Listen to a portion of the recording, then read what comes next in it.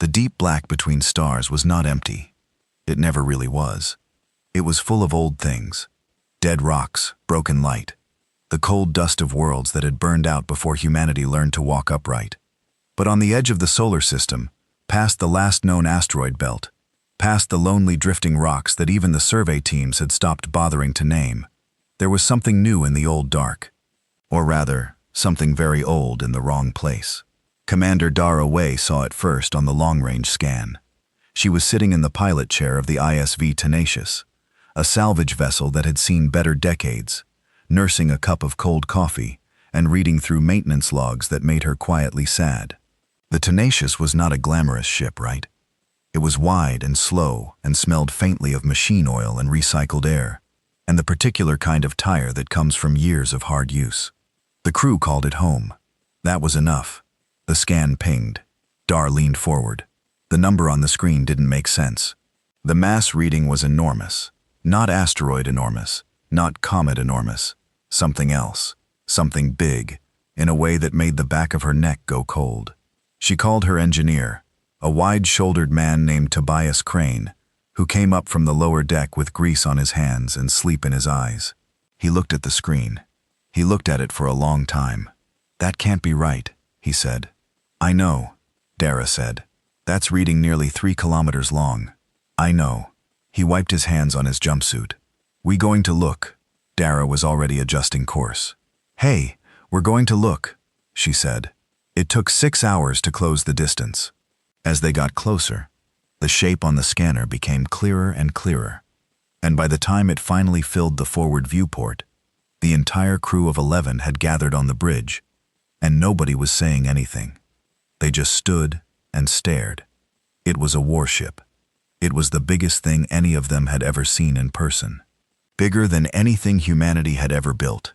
Bigger than the orbital stations. Bigger than the colony transports. It was shaped like something between a blade and a fist. All hard angles and sweeping curves. Built from a dark metal that seemed to drink the light rather than reflect it. The hull was scorched in places, split open in others. Great tears running along its flanks like wounds that had never healed. One of its engine pods was simply gone. Not damaged, not broken. Gone as if something had reached out and torn it away. Strange symbols were burned into the metal near the bow, large enough that Dar could read them clearly from half a kilometer out, even without magnification. "Those are convergent sigils," said Dr. Mara Solis, the crew xenologist, who had pressed herself close to the glass with both hands flat against the viewport. Her voice was quiet. "That's a convergence military vessel." "What's it doing out here?" someone asked. Nobody had an answer. Then the beacon signal reached them. It had been broadcasting all along, but they'd been too far out to catch it clearly. Now it came through the comms in clean, cold tones. The same message repeating over and over in 17 different languages. Aki cycling through them one by one. When it reached the human language translation, the ship's system read it aloud in a flat, automated voice. "Contaminated. Condemned. Do not approach. This vessel is the property of the Galactic Convergence. It has sustained irreparable damage and poses a hazard to all craft in proximity. Retrieval is not planned. Approach is forbidden. This message will repeat." The message repeated. Dara listened to it twice. Then she turned to Tobias. "Get me a suit," she said. Tobias looked at her. It said, "Do not approach." It did, Dara agreed. "Get me a suit." The airlock of the alien warship was not designed for human hands. That was the first problem, and the first problem humanity would solve that day, though certainly not the last. The exterior access panel was a flat surface of smooth, dark metal, with no visible seam, no handle, no button. It expected a specific kind of touch from a specific kind of hand, a hand with more fingers than a human had, arranged in a pattern no human palm could replicate. Draka stood outside in her pressure suit, magnetic boots locked to the hull, and studied the panel for a long moment. Then she pulled a flat cutting tool from her belt and got to work. It took 20 minutes to open a panel that the ship's original crew could have opened in 3 seconds. She didn't mind. She was used to things taking longer than they should. Inside the ship was dark and cold and very, very large. The corridors were wide, and wide enough for 3 people walking side by side with room to spare. The ceilings were high. Everything was built for being slightly taller and broader than humans. And there was a weight to the architecture, a sense of mass and permanence that made the salvage crew feel small without making them feel unwelcome. It was like walking into a cathedral that had been built by giants and abandoned by gods. Emergency lighting kicked on as they moved deeper. Dim red strips along the floor that cast strange shadows and made everything look like the inside of a sleeping thing. Daz's suit scanner ran constantly, feeding data back to the Tenacious. Tobias walked beside her, and Dr. Solis walked just behind, cataloging everything she could see with a handheld recorder. "This is a KE-class warship," Solis said, her voice hushed. "The Sithari built these. Mayav, only ever seen images." She paused at a junction, where the corridor split 3 ways. The walls here were covered in carved relief, scenes of battle done in precise angular lines. They called this class the Varketh. It means roughly the Fist of Judgment. "Poetic," said Tobias. "They're a poetic species," Sola said. "When they're not destroying things, they move through the ship for hours." What they found was staggering. The drive cores, 3 of them arranged in a triangular configuration, deep in the ship's belly, were damaged. Yes, one was cracked along its central housing, leaking a faint blue luminescence into the surrounding chamber. But 2 of the others were intact. Not just structurally intact, they still held charge. They were still, after however long the ship had been drifting, or holding some fraction of their original power. "These things are still alive," Tobias said, standing before the central core with his scanner raised. He was trying to keep his voice professional. He wasn't fully succeeding. "Drada, if these cores are what I think they are, if the specs on K-class drives are anywhere close to accurate, these are running on technology 50 years ahead of anything we've got." "More than 50, Sola said quietly. "And they just left them," Tobias said. He couldn't get past it. He kept saying it in different ways for the rest of the time they were inside. They just left them. They left all of this. The weapon systems were another story entirely. Most were fused, melted together by whatever battle had crippled the ship. Their moving parts locked solid, their power feeds severed. But the physical structures were sound. The barrels of the main rail cannons were intact. The launch tubes for the long-range ordnance were open and clear.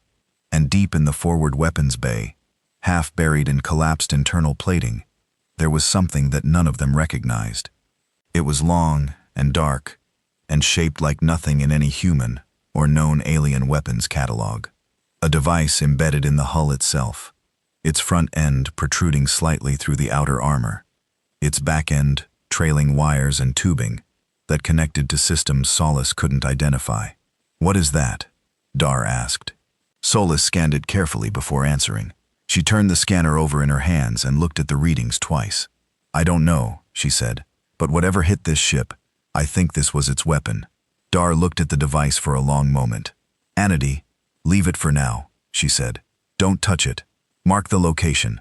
They moved on. The hull plating, when Tobias ran a sample analysis on a section of the outer wall, came back with results that made him sit down on the floor of the corridor and stare at his scanner screen in silence for a full minute. "Talk to me," Dara said. "This alloy," Tobias said slowly, "has a tensile strength that I can't. The numbers don't fit into our standard measurement scale. I'm not saying it's off the chart. I'm saying it breaks the chart. The chart needs to be longer." He looked up at her. "You could put a standard human military railgun round into this plating at point-blank range, and it would bounce off like a rubber ball." The crew was quiet for a moment. "They called it condemned," someone said from the back. "Oh, they called it irreparable," someone else said. Dar stood in the middle of that vast dark corridor, surrounded by alien metal and alien light, and the weight of something enormous. Not just the ship, but the possibility of it. And she made a decision. It wasn't a hard decision for her. It never really was. When she saw something broken that could be fixed, the question wasn't should we. The question was only ever how she keyed her comms back to the Tenacious. "This is way. Get me a secure channel back to the Unified Space Authority. Priority transmission." The comms officer on the Tenacious patched the channel through. There was the usual delay, The usual handshake protocols, the usual series of tones that meant the encryption was working. Then the line opened. Dar looked around at the corridor, at the dark metal walls, at the impossible engineering surrounding her, at the two intact drive cores still breathing faint blue light behind her. "We're going to need bigger docking clamps," she said. The response from Earth came in 3 waves. The first wave was disbelief. The Unified Space Authority's duty officer asked Dara to repeat herself, then asked her to run her scanners again, then asked her to send the raw data, then went quiet for a long time. When he came back on the line, his voice had changed. He sounded the way people sound when something has shifted in their understanding of the world, and they haven't quite caught up yet. The second wave was bureaucracy, forms, authorizations, legal questions about salvage rights in the outer heliosphere, questions about contamination protocols.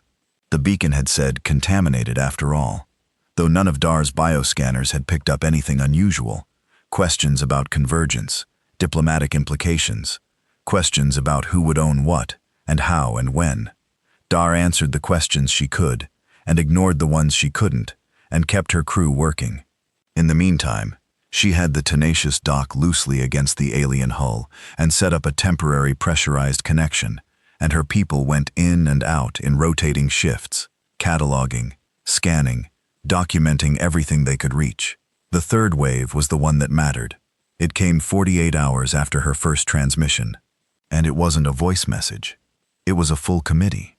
7 people on the video screen, some of them in suits, some in military uniforms, all of them with a specific expression of people who have just been told something that changes their plans and are trying to look calm about it. The woman in the center of the screen was Director Amara Fujiwara of the Space Authority's Deep Salvage Division, a small, precise woman with short gray hair and eyes that move constantly assessing everything. She looked at Dara for a long moment before speaking. "Commander OA," she said, "we've reviewed your data." And Dara said, "And we're sending you a tow team, 80 personnel, 6 support vessels. They'll be at your position in 11 days. A pause. "In the meantime, you are to maintain your position, continue your documentation, and under no circumstances are you to touch the drive cores or any identified weapon systems until our people arrive." Dare nodded. She thought about the device in the forward weapons bay, the one that might have been a weapon, the one that was still embedded in the hull like a tooth. "Understood," she said. After the call ended, Tobias appeared at her elbow. "They said not to touch the weapon systems," he said. "They did?" Dar agreed. "Does that include the thing we don't know as a weapon?" Dara thought about it. "We're not touching it," she said. "We're studying it." Tobias nodded slowly. "Right," he said. "Right, of course. Very different." Over the next 11 days, the crew of the Tenacious learned things. They learned the layout of the ship well enough that they could move through it without their maps. They learned which corridors still had functioning emergency systems and which were fully dead. They learned that the alien vessel, which Dr. Solis had confirmed from markings near what appeared to be a command center, was named the Varkieth Sovereign, had a crew capacity of approximately 800 beings, and that not one of those beings was still aboard. No bodies, no personal effects. The ship had been evacuated before it was abandoned. Whatever had happened, the Convergence had taken their people with them. They had just left everything else. They learned from Solis's patient work with the ship's partially intact data systems, fragments of what had happened. The Sovereign had been engaged by the Nullern, a force even the Convergence discussed in careful, quiet tones in a battle near a relay station, several light years from the Sol system. The ship had taken catastrophic damage. The Convergence engineers who evaluated it afterward had concluded that the cost of repair would exceed the value of the vessel, and so the order had been given. Evacuate, condemn, abandon.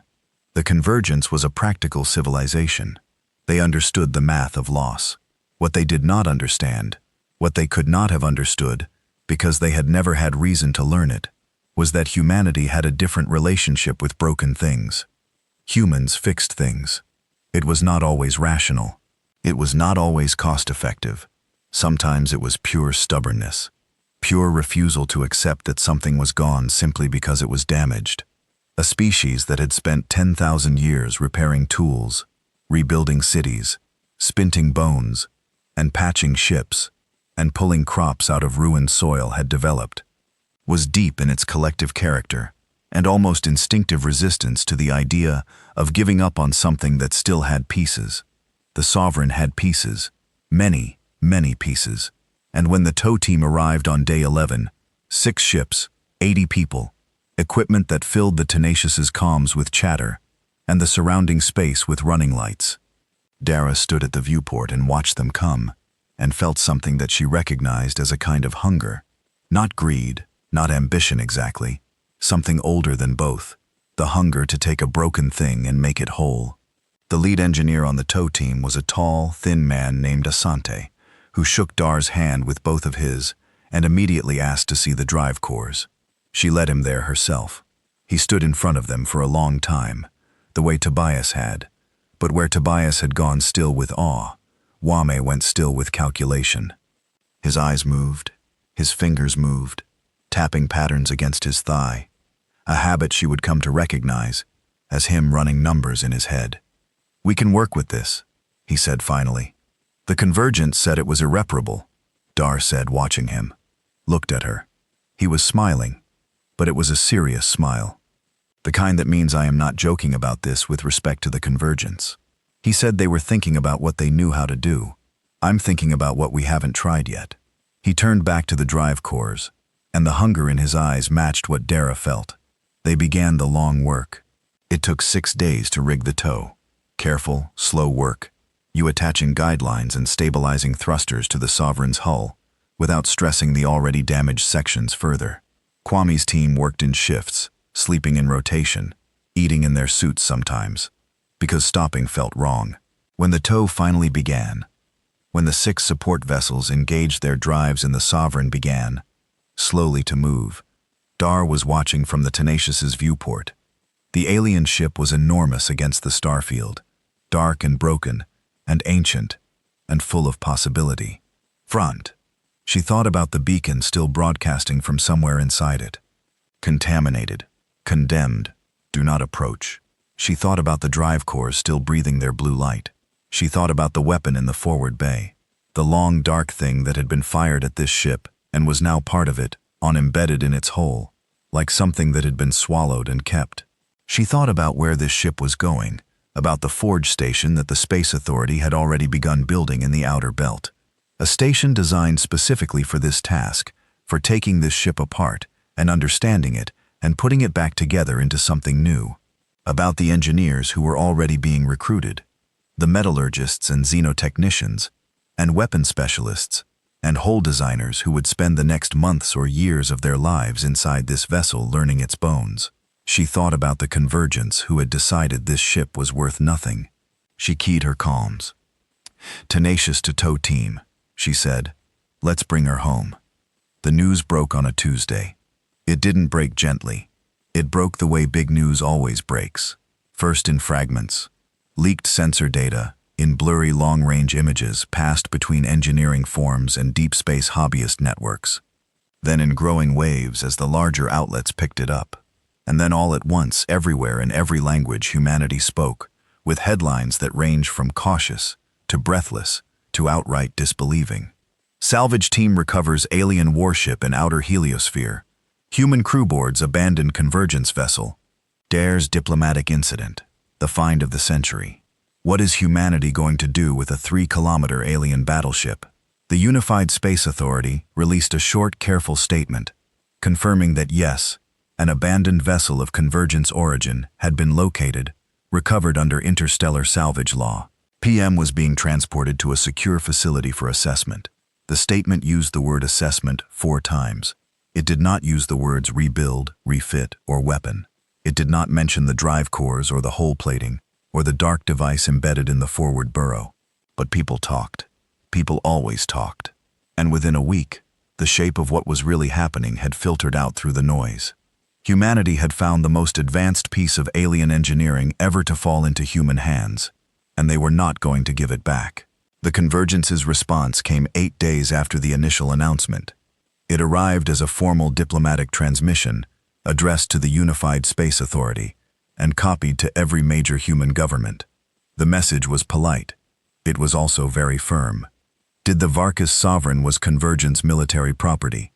It had been officially decommissioned, yes, but decommissioning did not constitute abandonment under Convergence interstellar law. Humanity was requested, strongly requested, to halt all work on the vessel and arrange for its return to Convergence custody.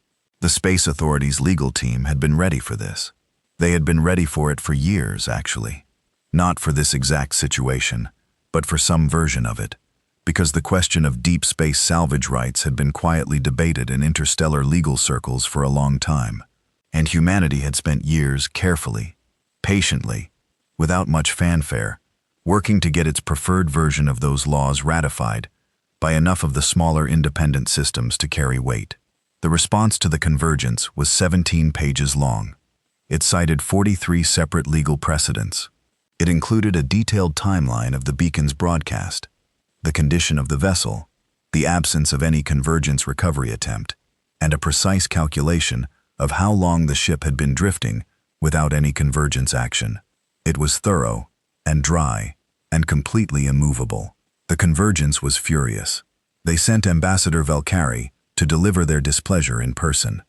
A tall, pale-feathered being with flat golden eyes, who arrived at the Earth orbital station in a diplomatic shuttle and met with Space Authority Director Fujiwara in a conference room that had been specifically redesigned for the meeting, with chairs at 3 different heights to accommodate different body types. Humble made the Convergence position clear. The ship was theirs. The salvage claim was invalid. Humanity was a young species, newly arrived on the interstellar stage, and it would be wise, very wise, to begin its participation in galactic civilization by demonstrating respect for the established order. Director Fujiwara listened to all of this with great patience. She offered Ambassador Velkarn tea, real tea, not the synthesized kind, and waited for him to finish. Then she thanked him for coming in person, acknowledged the depth of his concerns, and explained with equal patience that humanity's legal position was sound, that work on the vessel would continue, and that the Earth government was always open to friendly dialogue with all members of the Convergence. Vel Tipple. The real work had already begun. Forge Station Tartarus was not pretty. It had gone up fast, faster than any structure of its size had ever been built in human history, which was saying something, because humans built things fast when they had reason to. It was a framework of steel and pressurized modules and docking arms that spread across 3 kilometers of space in the outer asteroid belt, designed specifically to receive, house, and work on the Sovereign. When the alien warship finally arrived and was locked into the docking framework, the 2 structures together looked like something that hadn't quite figured out what it was yet. The dark, sweeping lines of the alien vessel wrapped in the angular utilitarian scaffolding of human industry. The first thing Commander Oe said when she saw it was that it looked like a broken wing being held in place while it healed. Tobias said it looked like the ugliest thing he'd ever seen. Both of them were right. The workforce that descended on Forge Station Tartarus came from everywhere. The Space Authority had put out a call, not a general public announcement, but a targeted recruitment message sent to universities and research institutions and military engineering corps and independent specialist firms, and the response had been overwhelming. Material scientists who had spent their careers studying alien alloys from fragment samples and always dreamed of having a full hull section to work with. Sanino engineers, who had built careers trying to understand convergence drive technology from second-hand data, and now had 2 intact cores in front of them. Military weapons designers who came with careful expressions and signed more non-disclosure agreements than they could count, and welders and electricians, and hull repair specialists and logistics people, and medics and cooks, and life support technicians, because 10,000 hands needed to eat and breathe and sleep, and not die in the vacuum, and someone had to manage all of that.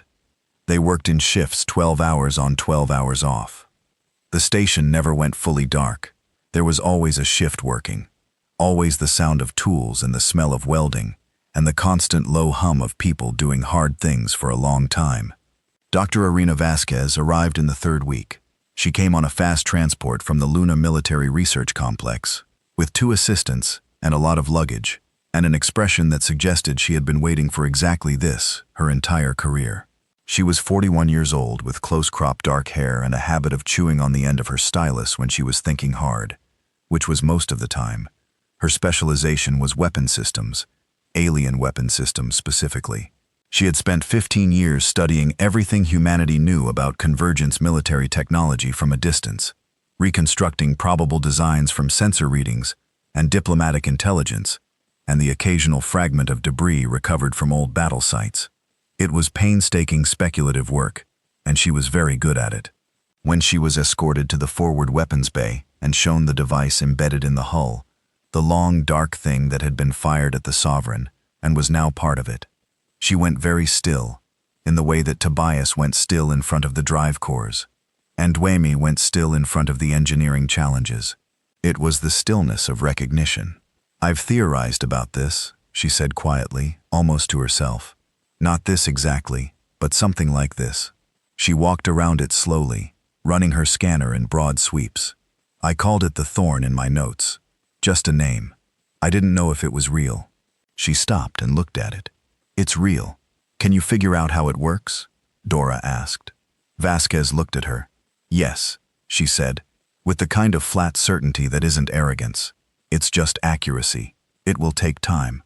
Oh, but yes." She and her team moved into the forward weapons bay and essentially didn't leave. They ate there. They slept in rotation on CS, pushed into a side quarter. They spent the first 2 weeks doing nothing but observation, scanning, mapping, measuring, documenting. Because Vasquez had a firm rule about touching things you didn't understand yet. You looked first. You understood the shape of a thing before you tried to understand its insides. Meanwhile, Kwame's engineering team was doing the same with the drive cores. The cracked one they set aside. It was the lowest priority, because it was the most damaged, and because the 2 intact ones were more than enough to work with for now. The 2 intact cores were studied with an intensity that bordered on devotion. Kwame ran a rotating team of 6 engineers in constant observation, taking readings at every frequency their instruments could manage, building a picture of how the cores worked from the outside in. What they found slowly changed things.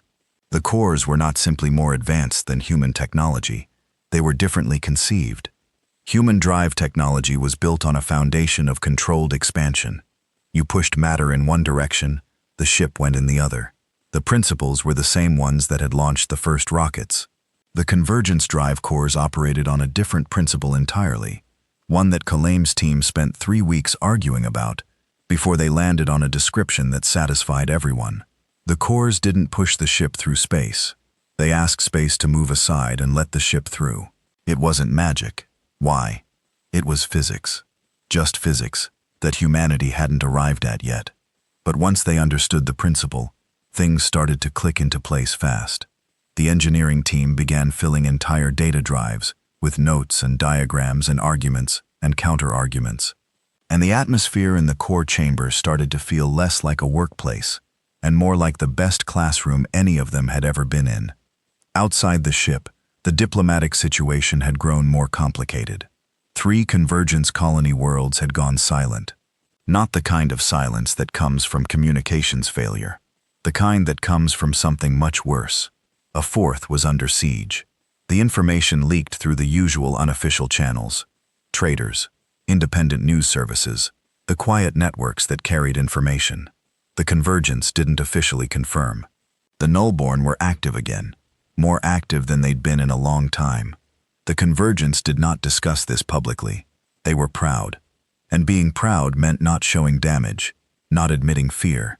But the silence in their official communications became noticeable in its own way. A careful silence, a silence that had effort in it. On Forge Station Tartarus, the work continued. The hull plating was the project that produced the most excitement in the material science team, and the material science team was already an excited group. The samples they took from the Sovereign's outer hull, tiny cores drilled from sections that were already damaged, so as not to weaken anything structural, went through every analysis the team could devise. The alloy was not something humanity could have produced with current technology. The grain structure of the metal was arranged in patterns that didn't occur naturally and had never been achieved in a human laboratory. The result was a material that handled stress in an entirely different way than anything human-made. When you hit normal armor plating, the force concentrated at the point of impact. The metal deformed, cracked, failed at that point. The Sovereign's hull plating distributed impact force laterally. Not all of it, not perfectly, but enough to make a dramatic difference. A hit that would punch through standard plating simply spread its energy across a wider area and became a dent instead of a hole. Dr. Lena Park, the lead material scientist, was the one who figured out that the distribution pattern wasn't random, and it was geometric, a specific mathematical arrangement built into the metal itself at the molecular level. Once she understood the pattern, she realized something else. You could improve it. The convergence design was good, but it had a flaw. The distribution geometry worked well for direct impacts, but was less effective against glancing hits at specific angles. Park's team designed a variation, a new arrangement they called the reactive mesh, that eliminated the flaw. It could not be manufactured from the same alien alloy.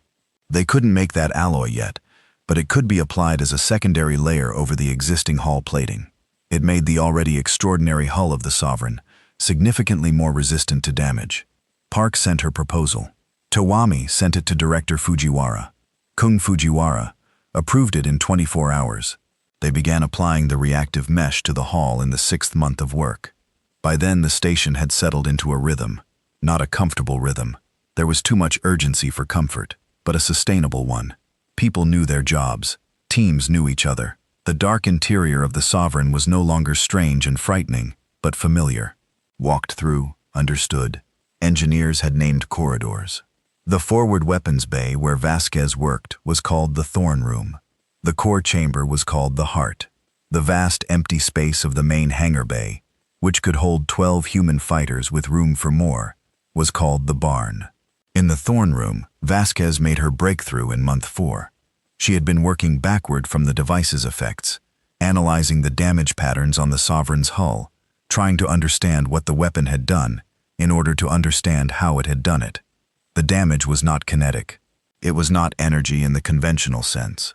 The best description she could develop was that the weapon had temporarily disrupted the structural cohesion of whatever it hit, not destroying matter, but convincing matter briefly to stop being coherent.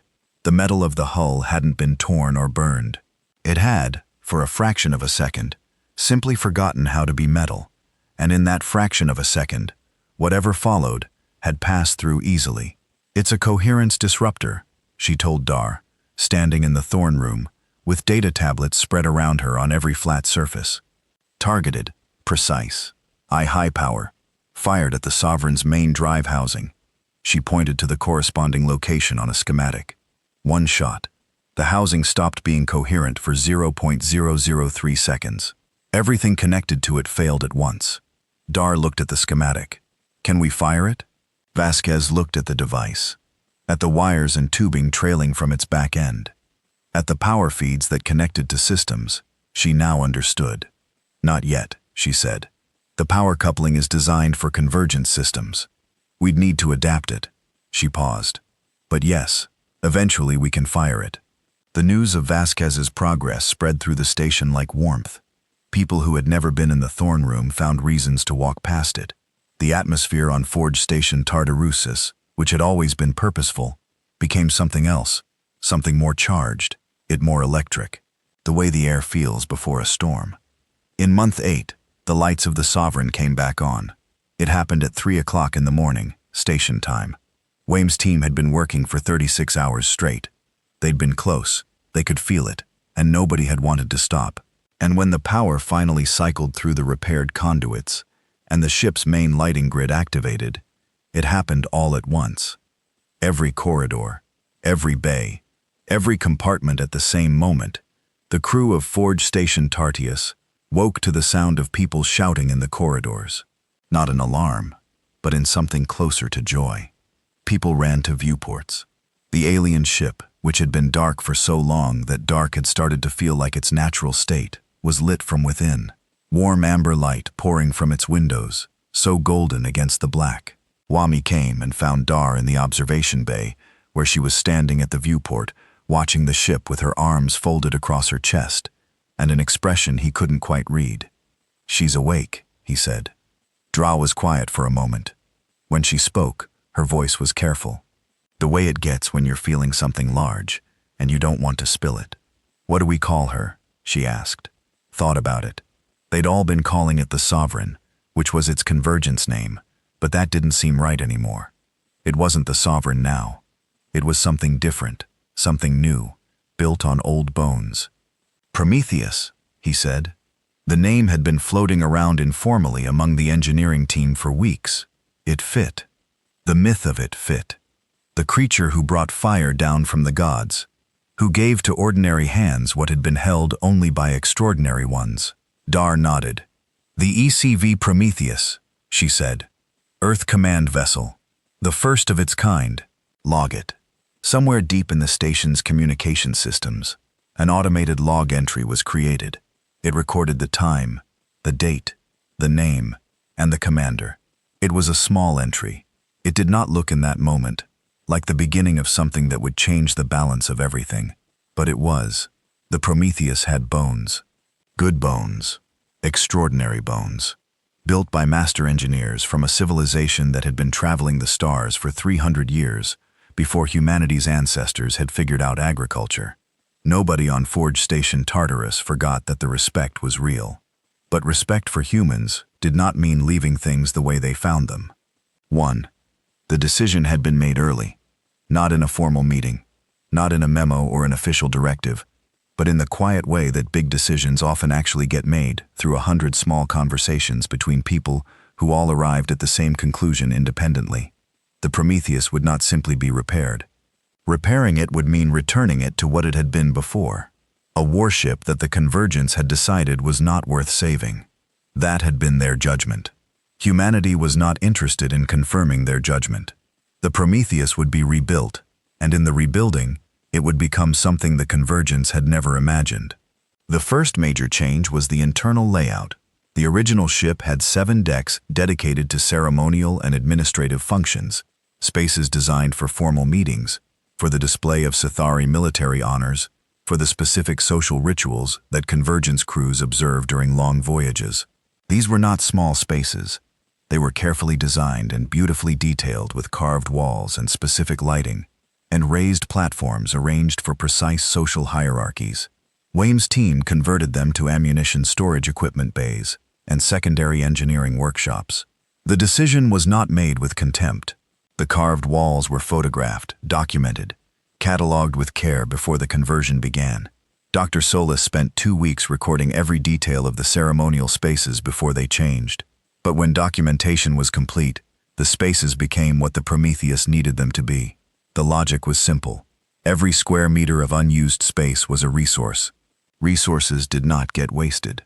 The command system was the next major overhaul, and it was the one that generated the most argument.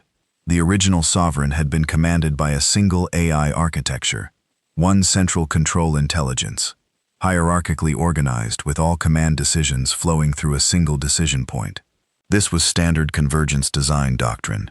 It was efficient. It was orderly. It ensured that no conflicting commands could be issued simultaneously, that the ship could not contradict itself, that control was always clear and traceable. It was also, from a human military engineering perspective, a single point of failure. The proposal to replace it came from a young systems engineer named Dr. Youssef Anand, who had arrived at Forge Station Tartarus 6 months into the project, with a reputation for brilliant ideas and a habit of staying awake much longer than was good for him. He presented his alternative Tawami in a meeting that was supposed to last 30 minutes and lasted 4 hours. Anand's idea was a distributed neural network pilot interface. Not one AI, but 12 human pilots, each connected through a neural link interface to the ship's control systems, each feeding constant data to the others in real time. Not full mental merging, nothing that invasive or experimental, but a high-speed sharing of sensory and tactical data that would allow 12 human minds to collectively process the ship's status and environment far faster than any single intelligence could. The Convergence had never done anything like this. The prevailing wisdom in Convergence engineering circles was that biological minds couldn't sustain that kind of linked operation at the speeds required for combat. that the data would overwhelm the organic processors, that the inputs would conflict, that the system would fail catastrophically. Annan thought they were wrong. He had data. He had models. He had 3 years of research from a program at the Luna Neurological Institute that the Space Authority had been quietly funding for exactly this kind of application. Wam read the proposal, looked at the data, and took it to Fujiwara. Fujiwara read it for a very long time. Then she approved it. If it doesn't work, she told afterward, we'll find out in testing before it matters. It worked. The first full test of the distributed pilot interface happened in month 12, with 12 volunteers who had been selected and trained for 9 months, running simulated combat scenarios in the Prometheus's command center. The initial runs were rough.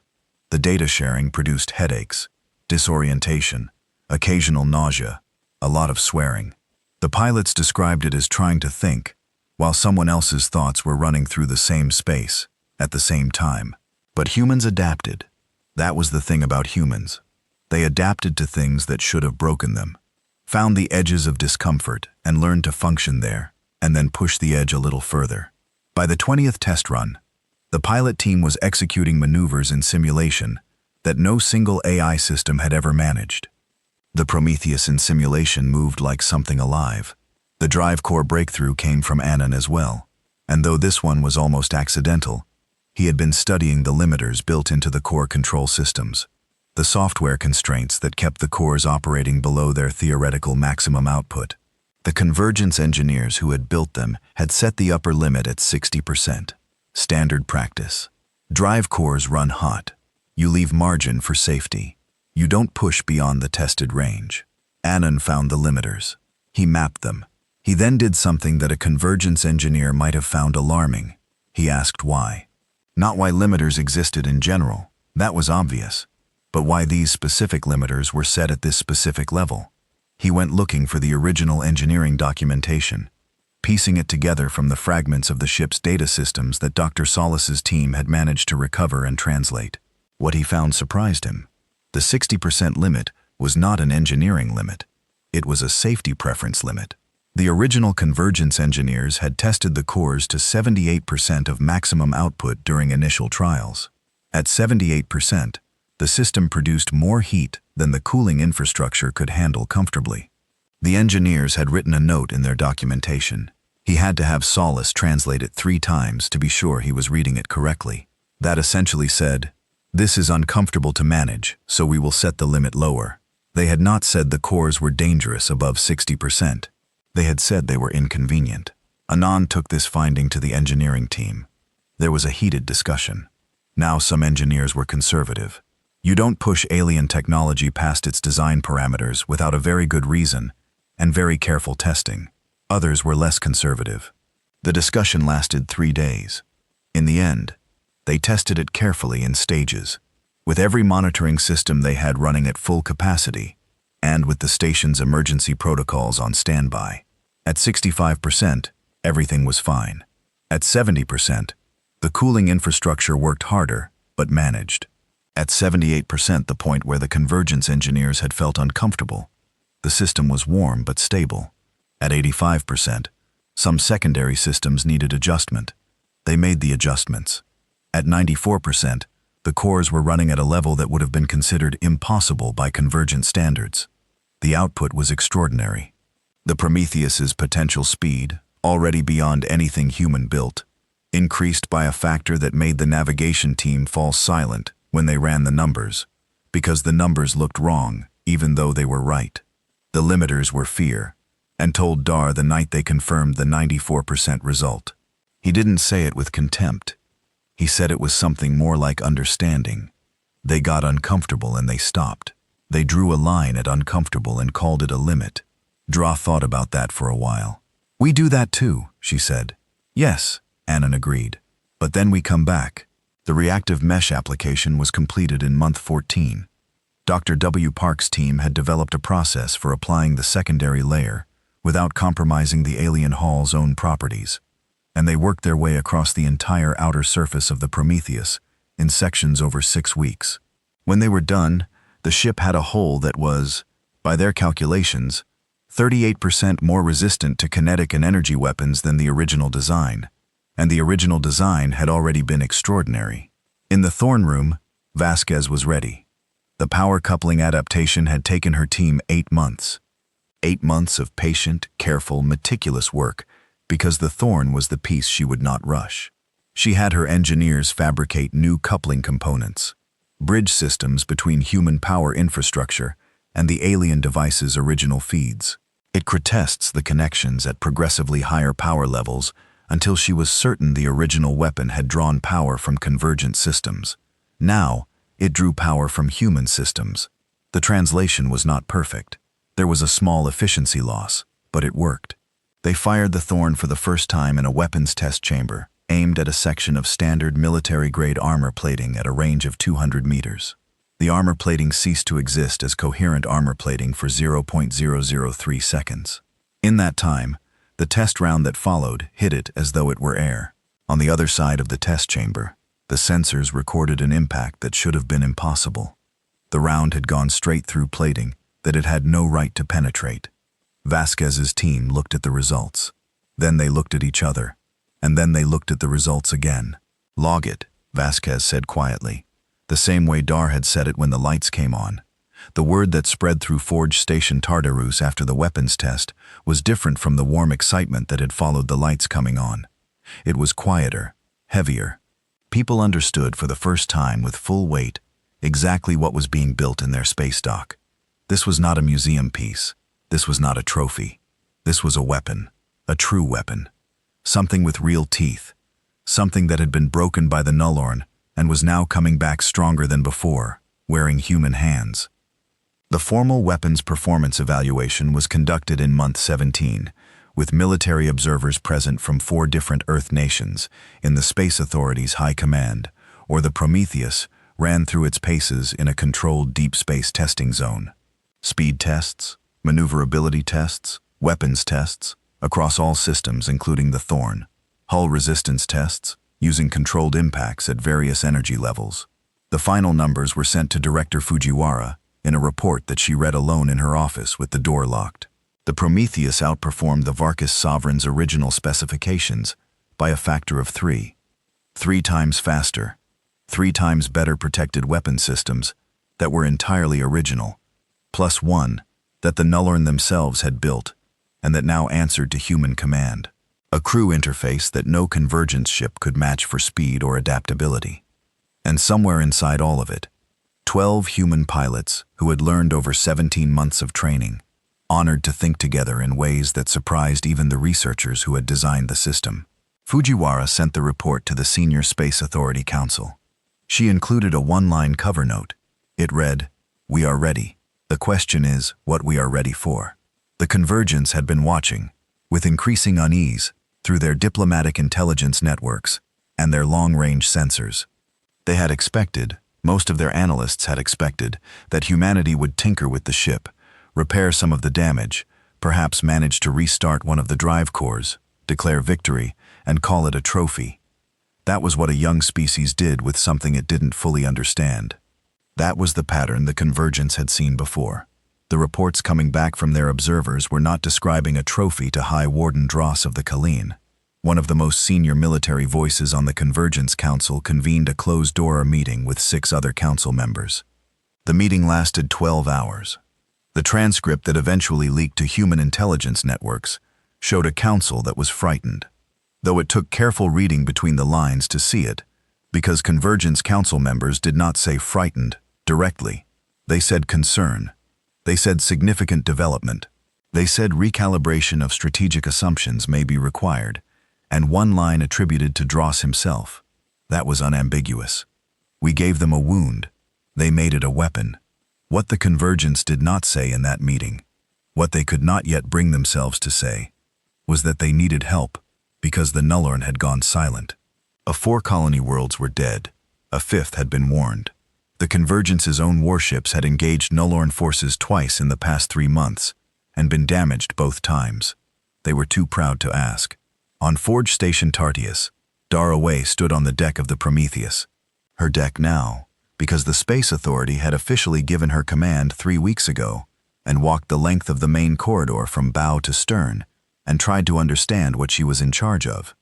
She had commanded salvage vessels for 15 years. She knew every sound a ship made, every smell, every vibration that meant something needed checking, and every vibration that was just the normal complaint of metal under stress. The Tenacious had been an old friend, familiar, honest, reliable. The Prometheus was not old and familiar. It was extraordinary and slightly terrifying, and she was responsible for it, and for the crew that would sail it, and for whatever it would do when it sailed. She stood at the forward viewport and looked out at the asteroid belt and thought about broken things, about the beacon still on record somewhere, still containing its cold message, condemned, contaminated, do not approach, and about all the things that message had gotten wrong, not contaminated, not condemned, just waiting. She thought about where they would go. The convergence was hurting, the nullborn were moving, the galaxy was changing, and humanity was standing at the edge of it with the most powerful ship it had ever possessed, and a crew that had spent 17 months becoming something new. She turned away from the viewport. There was work to do, and the call from the convergence did not come from the council. It never did with things like this. It came through a back channel. A message passed through 3 independent relay stations, arriving at Earth's deep space communications hub, wrapped in civilian encryption that was thin enough to be recognizable as deliberately thin. It was meant to be found. It was meant to look like it had been found accidentally. The message was addressed to no one in particular. It described in careful indirect language a situation in the Kareth system, a strategic hub with 2 inhabited worlds, and a major communications relay positioned at a point in space that the convergence called the Deep. It described nullborn fleet movements. It described the scale of the threat.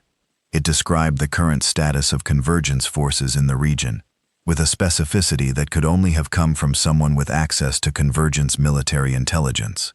It did not ask for help. The convergence did not ask for help. But the information was precise, and the implication was clear. Director Fujiwara received the message in the early morning and spent 2 hours in conference with the Space Authority High Command. Then she called Dra. The conversation was short. Dar listened. She asked 3 questions. Fujiwara answered them. There was a pause. The Prometheus hasn't been in actual combat, Dar said. No, Fujiwara agreed. The pilot interface has only run in simulation. Yes. Another pause. The convergence didn't ask.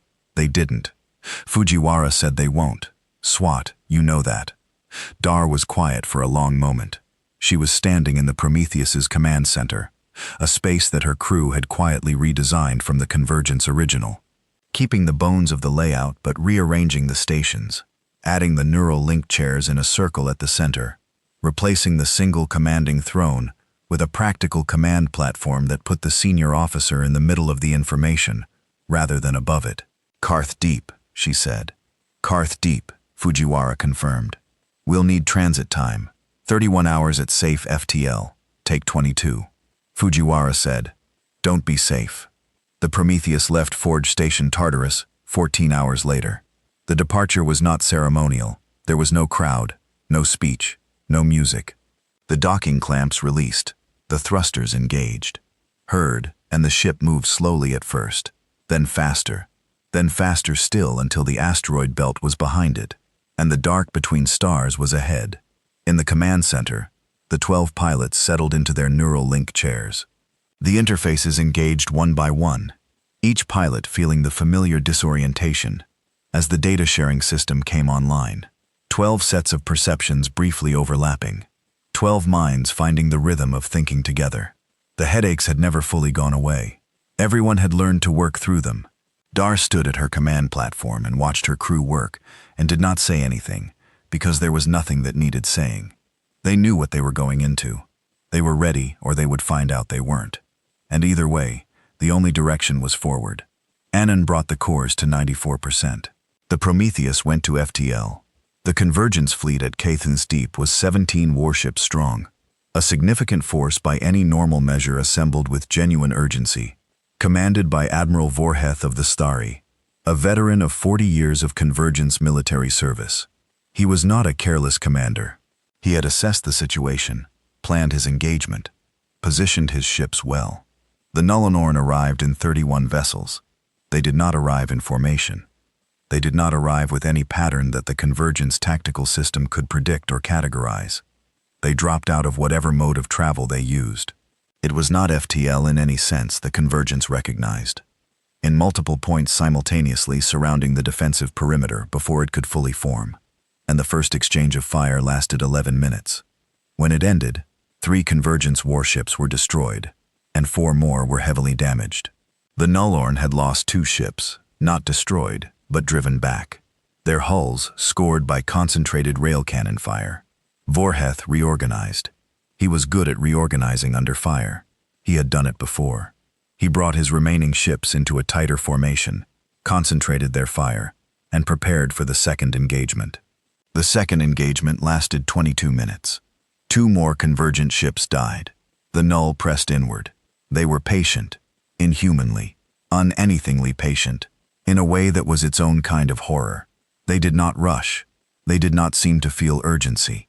They simply advanced, absorbed fire, returned fire, and advanced again. As if they had already calculated the end of the battle, and were simply working through the steps.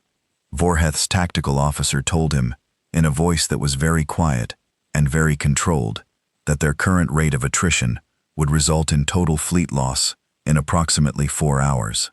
Vorheth acknowledged this. He began drafting an evacuation recommendation for the inhabited worlds below. He did not stop fighting while he drafted it. He was not the kind of man who stopped fighting. That was when the Prometheus came out of FTL.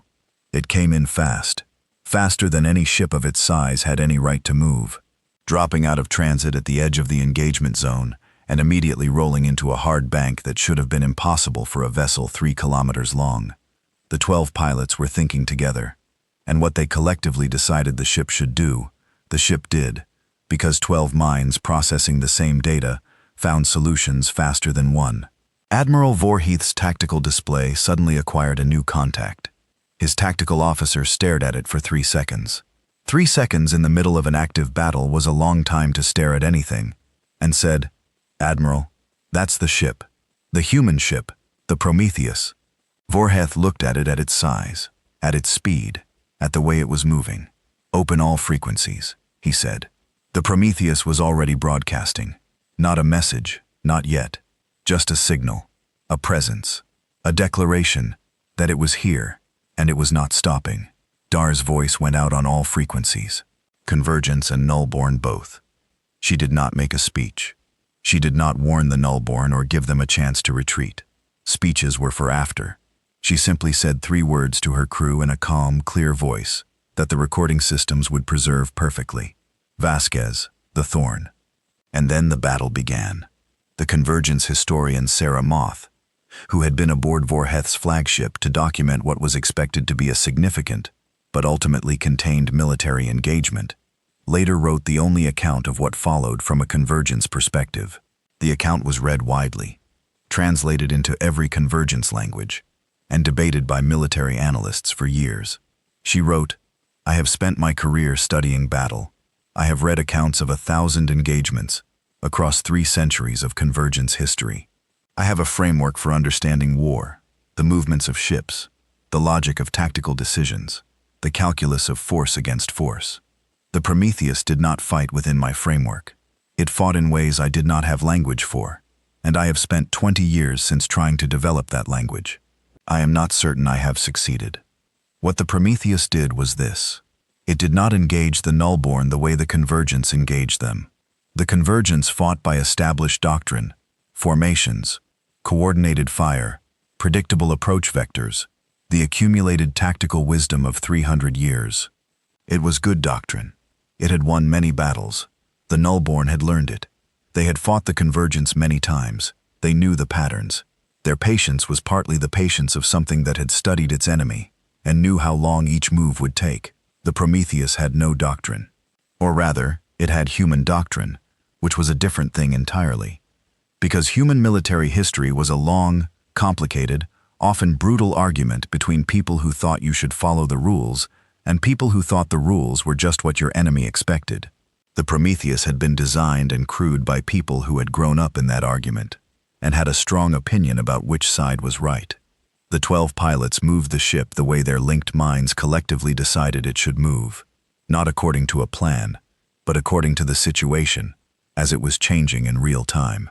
When a null-born vessel moved to a flank position, the Prometheus was already responding before the movement was complete, because 12 minds processing the same sensor data found the pattern half a second before a single mind would have.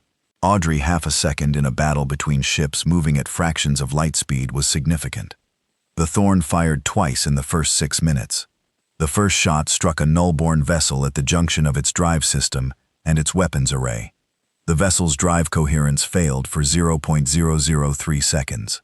In that 0.003 seconds, the rail cannon broadside that the Prometheus had already positioned and timed hit the Nullorn ship as if its hull were open air. The ship did not explode. It simply stopped working all at once, completely in the way of something that has had its fundamental organization disrupted. It drifted. The Nullorn did not attempt to recover it. The second shot was more complex. Vasquez had been watching the Nullorn fleet communication patterns, the subtle signals that moved between their ships with a coordination that made them move together. She had identified what she believed was a relay vessel, a ship whose primary function was not combat, but communication, keeping the fleet coordinated. She could not be certain. She had 2 minutes to decide. She fired. The relay vessel's communication systems failed for 0.00-003 seconds. The Nullorn fleet hesitated. It was a small hesitation, barely measurable in standard time, but it was visible on the tactical display as a fractional pause in their movement patterns, a beat of disorganization in the previously fluid collective action. The 12 pilots saw it immediately. They moved the Prometheus into the gap. What followed in the next 40 minutes was something that Sarah Moth wrote she could not fully describe, but would attempt to convey. The human ship did not fight cleanly. It fought the way water fights. It found every weakness, every gap, every moment of disorganization, and it went there. It did not hold a position. It was never where the Nullborn expected it to be. It was fast, in ways that its size made impossible, and aggressive in ways that its position made impractical. And yet, it was both those things simultaneously.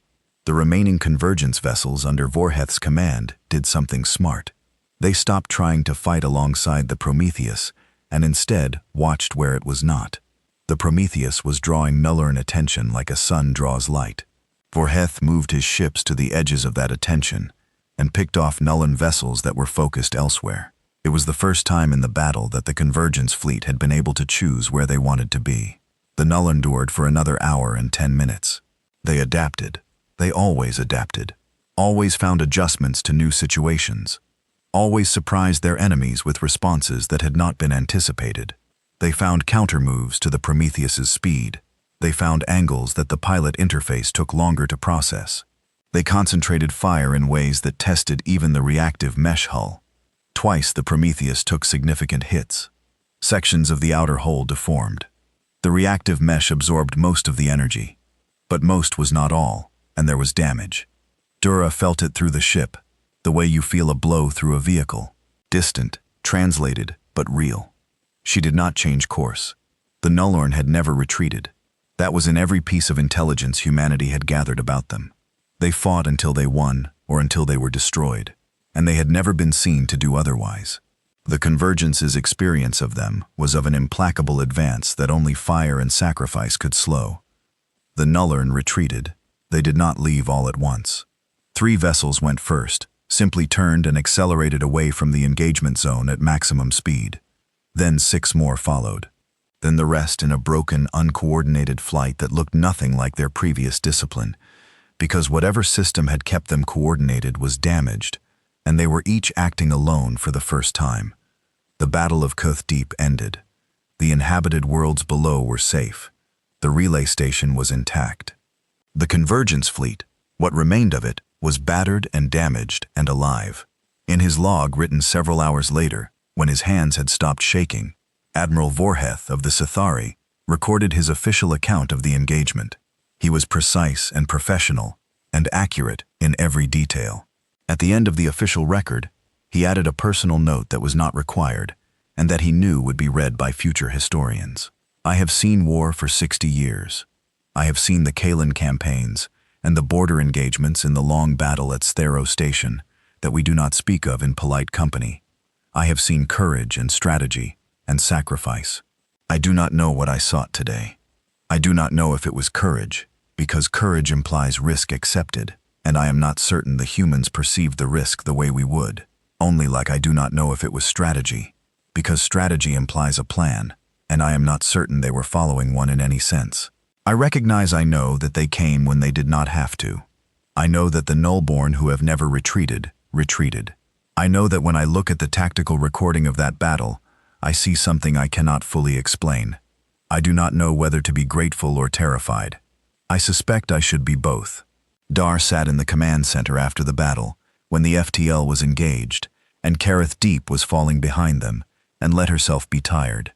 It was a deep tiredness, the kind that comes not from effort alone, but from having been completely present for something enormous. Her crew was quiet. The pilots had disengaged from the interface, and most of them had the holo. We wrung outlook they always had after a long-length session. Vasquez was in the Thorn room running diagnostics, because Vasquez always ran diagnostics after firing. Anand was in the heart, because the cores had pushed hard, and he would not rest until he had checked every system himself. Tobias brought Dar a cup of coffee, real coffee, not the synthesized kind, from a small personal supply he had been hoarding since before they left Forge Station. He put it in her hand without saying anything. She drank it. It was the best thing she had tasted in a long time. They retreated, Tobias said eventually.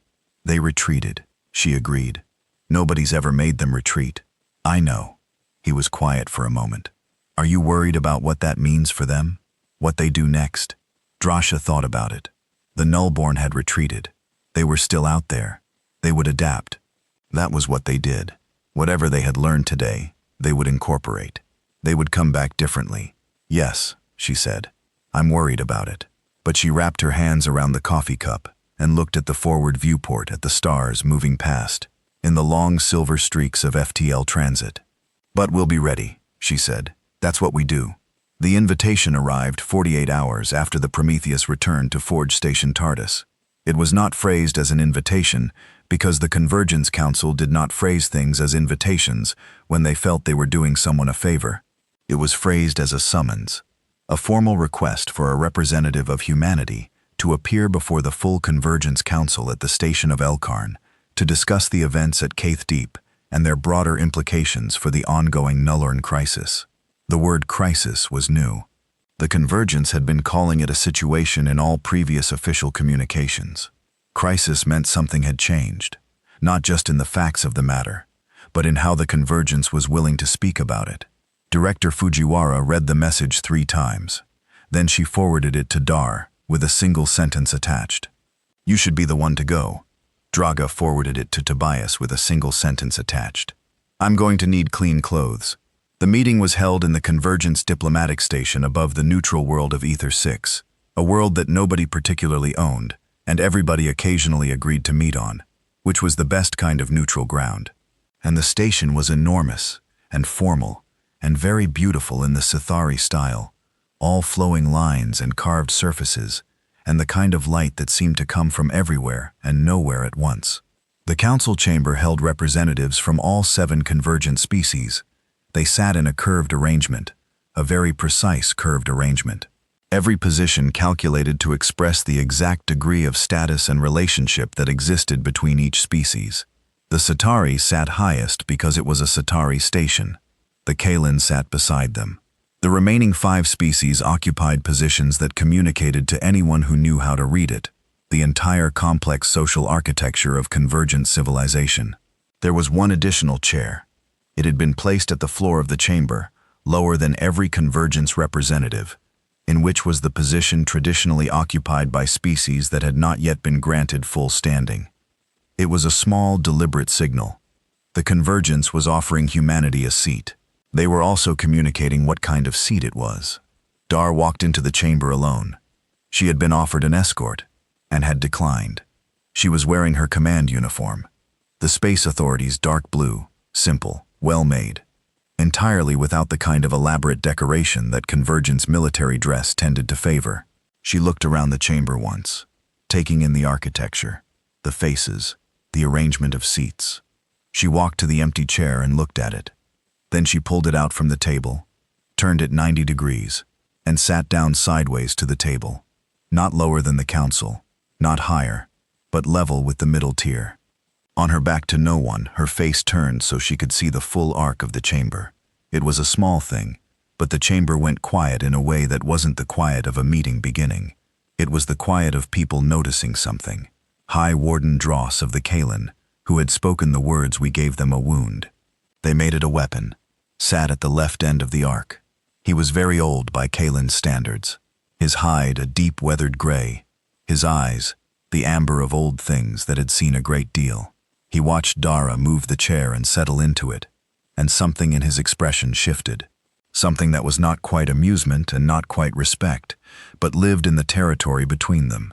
The senior Sithari council member, Archwardeno, it opened the meeting in the formal manner. A recitation of names and titles in the occasion for the gathering that took 4 minutes and would have taken longer if anyone had been less pressed for time. Then he looked at Dara. "Commander Owe," he said in translated human speech. The translation was very good. The diplomatic staff had been using translation systems for longer than humanity had been spacefaring. "The Convergence thanks you for your assistance at Kareth Deep." Dar waited. Velso continued. "The Convergence would like to offer humanity full membership in the Galactic Convergence. This would grant humanity equal access to Convergence trade routes, communication networks, and the collective security structure." "Thank you," Dara said. Velso paused at the interruption. Interrupting a council member mid-address was unusual. "Then you accept," I said. "Thank you," Dar said. I didn't say I accept. The chamber was very quiet. She had come prepared. Not just emotionally prepared, not just psychologically ready, but specifically, practically prepared. 17 people back on Earth had been working for 3 weeks on what she was about to say, not writing her words. Drala was not the kind of person who delivered other people's words, but building the architecture of an argument, sourcing every claim, anticipating every counter, making sure that what she brought into this chamber was not just principle, but fact. She took out a small device and set it on the table.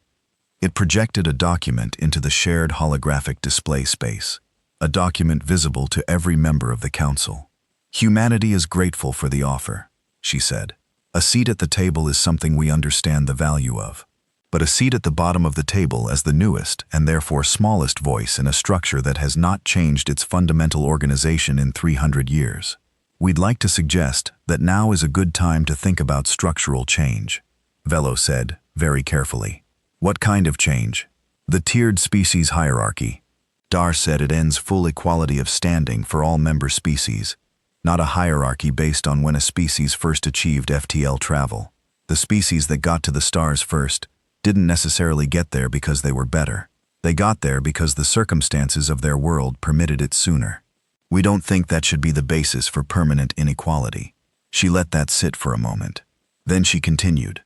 Open salvage rights across convergence space, with a fair process for disputed claims. Not the current system, where the most powerful convergence member almost always prevails. Technology sharing mandates for any advancement that has a direct bearing on collective security, specifically anything relevant to the nullborn, a shared intelligence network that actually shares, rather than the current system where information is rationed by political relationship. High Warden Dross had been very still throughout this. Now he spoke, and his voice, even through the translation, carried the texture of age and precision. "You are describing the dismantling of the structure that has maintained order in this region of space for 3 centuries. I'm describing its reform." Dar said there's a difference. She looked at him directly. The structure that has maintained order for 3 centuries just spent the last 4 years losing colony worlds to the nullborn. I say this with respect. The structure is not as strong as it has believed itself to be.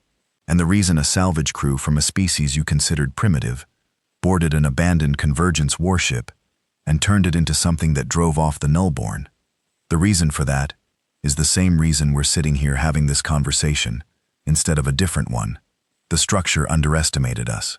Arid underestimated what happens when you leave something within reach of people who are good at fixing things. The chamber was quiet for a long time. Velso and Dross exchanged a look that Dar could not fully read, but understood was significant. "These are not simple changes," Velo said. "No," Dara agreed. "They aren't. Discussions of this nature take years." "Then we should start today," Dara said. "We have a common enemy and a shared interest. That's the best possible moment to reform a structure when everyone at the table has a reason to want the same thing." She picked up her device, closed the document projection, and folded her hands on the table. She had said what she had come to say. The rest was theirs to decide. The negotiations took 11 months. They were not smooth. There were arguments that lasted days, positions that seemed immovable until they moved, moments when the whole process seemed to be collapsing, and then somehow didn't. 3 species on the council resisted the equality mandate fiercely. 2 supported it from the beginning. The Sithari, the most senior, the most proud, said almost nothing for the first 3 months. And then, in a session that Dara described later as the most surprising 4 hours of her life, Archwarden Velo delivered a statement supporting full structural reform, citing Admiral Vorheth's account of the Battle of Kenpos Deep as the basis for his position. He quoted the last line of Vorheth's log. "I do not know whether to be grateful or terrified. I suspect I should be both.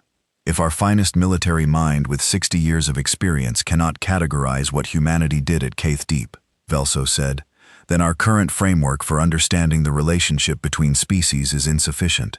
A framework that cannot account for what we have seen is a framework that needs revision." It was not a ringing endorsement of human equality. It was a pragmatic acknowledgement that the world had changed. But pragmatic acknowledgement from the Sitari was worth more than passionate endorsement from a lesser member, and the negotiation shifted after that day.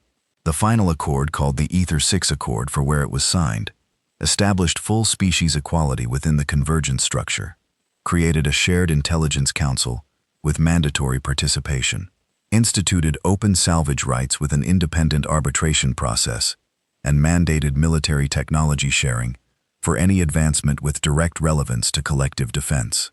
It also established a joint nullborn response force, not a convergence force with human support, but a genuinely joint command where Earth held equal decision-making authority.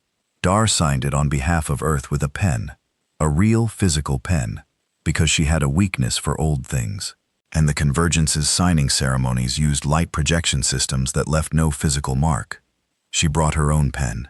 She signed her name in ink on a page that would go into the Convergence's most formal archive, alongside light print signatures from 7 other species. Nobody commented on the pen. She thought she saw Dross almost smile. The Prometheus returned to Forge Station Tartarus. After the signing, Wariwami's team immediately began the repairs to the hull damage sustained at Karth Deep, where 2 sections of the outer plating needed replacement, and 3 internal systems had been stressed beyond their design tolerances by the push to 94% during the battle. It was not catastrophic damage. The reactive mesh had done its job, and the cores had held. But it needed fixing, and the team fixed it with the same intensity they had brought to every previous task. Vasquez used the downtime to run a full diagnostic on the Thorn, and came back with a report that made her sit in the Thorn room alone for an hour before she showed it to anyone. The weapon had performed beyond its original specifications. Every efficiency metric was better than her pre-battle models had predicted. Well, she didn't know exactly why. The data suggested that the adapted human power coupling was delivering energy to the device in a slightly different pattern than the original convergence feed had. And that pattern was apparently more effective. She wrote the finding up carefully and sent it to the engineering team with a note that said, "Sometimes, the translation improves the original. Further study required." Dr. Solis, the xenologist who had been cataloging the carved walls of the ceremonial deck since the beginning of the project, published her documentation as a formal academic paper, a detailed record of Sitari military aesthetic tradition, including photographs of every relief and every symbol, preserved permanently, even though the spaces themselves had been converted to storage bays. While the paper was well received in xenocultural circles, the Sitari diplomatic office sent a brief formal acknowledgement. She suspected it had meant more to them than the brevity suggested. Yunan went back to studying the drive cores. There were things he still didn't understand about them. Specifically, the question of whether 94% was actually the limit, or whether the convergence engineers had simply not been willing to go further. He had a theory. He was not yet ready to test it. He was being careful, because careful was what you were when you were dealing with something that contained that much power and that much potential. And because Dara had made him promise to talk to the full engineering team before he ran any new tests, and he intended to keep that promise, he was going to keep it for at least another few months.